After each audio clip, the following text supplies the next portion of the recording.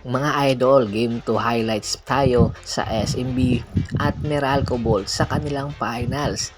At sa pag-uumpisa pa lang ay napaka-intense na nga ng laban.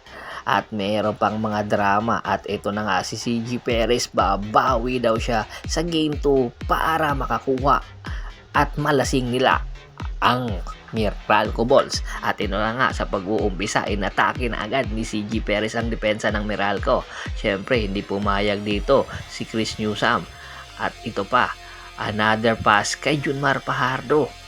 Talaga naman, nag-umpisa na ang San Miguel Bermen na tumakbo sa kanilang sistema.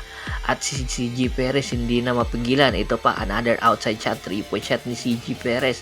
Nagiinit na sa first quarter pa lang ito ng laban. At si Junmar Fajardo talaga. At dito sa tagpong ito, nasuntok nga si Allen Maliksi ni Geronteng dahilan para tawagan ito ng F1.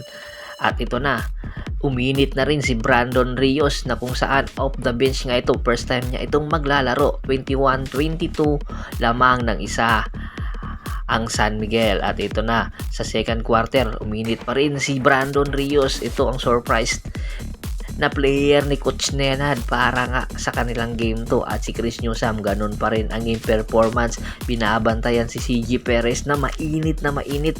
Talagang binawi ni CG Perez ang kanyang performance sa nakaraan game 1. At ito na, nag-uumpisa na ngang umatake at tumira ng outside shot si CG Perez at sinuportahan naman ito ni Abay. At syempre hindi pumayag ang Meralco Bolt sa pangunguna ni Cliff Hodge kahit nasupalpali ito. At ito nga, sa game 1 pinagbabaril nga ni Bong Quinto si Marcio Lassiter, pero sa game 2 ay lamang na ang San Miguel. 49-48 lamang ng isa. At dito sa third quarter naman, at ito na, nag-umpisa nang mag-run ang San Miguel Berme sa pangunguna pa rin ni CG Perez. Talaga namang mainit pa rin si CG Perez mula pa ng first quarter at inatake na ang depensa ng kalaban. Ito, another outside shot ni Marcio Lassiter. At sa tagpong ito, lamang na pa rin ang San Miguel Bermen, pero unti-unti nang dumidikit ang Meralco Bolt sa pangunguna ni Chris Newsom. Napatayo na nga si Boss MVP dahil nag-run na ang Meralco Bolt sa third quarter. At pampisa sa fourth quarter ay talaga namang lamang na ang Meralco. 73-69 ng 4 na punto. Syempre sa fourth quarter pinag-umpisahan na, nag-init si Muala Tautua off the bench. Pinakita niya na kaya niya rin ang depensa na ibinibigay sa kanya. At eto, si Chris Newsom brother, si Cliff Hodge at Banquero, nag-umpisa na rin tumakbo at atakihin ang depensa ng San Miguel. Problemado na si Boss Al Francis Chua. Anak ko, matutusiruhan sa ako pa dito.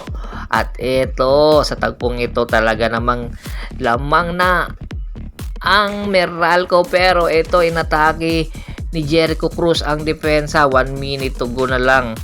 At sa tagpong ito, napaaliw at nakapag 3 points pa. Lamang pa rin ang Meralco, pero ito na si CG Perez biglang tinirahan ng 3-point shot.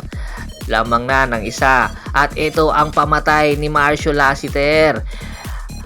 Panalo na sana ang Meralco Bolts, pero natalo pa. At sa tagpong ito, 1 win and 1 loss. Hindi na po, pero tie na po ang series at naging best player of the game ay si CG Perez.